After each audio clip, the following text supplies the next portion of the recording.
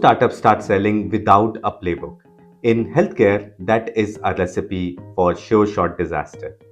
Most hospitals would not buy because you have the most features, but because only if you have mapped their world with discipline. Hence, having a sales playbook is super important.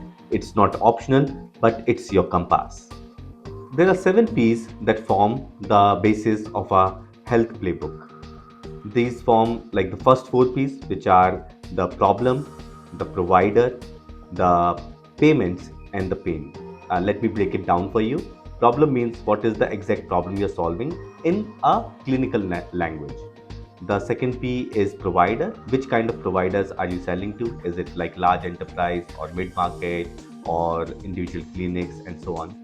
The third is payment, which is more about where the money is coming from, and the pain, which is basically like what exactly is the pain point that you are solving.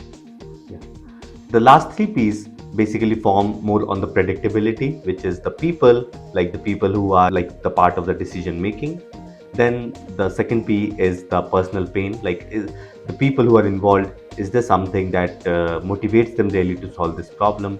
And the pull is basically any factors that would kind of push this deal further. It could be any outside factors or industry trends or any particular need that is coming through or even compliance.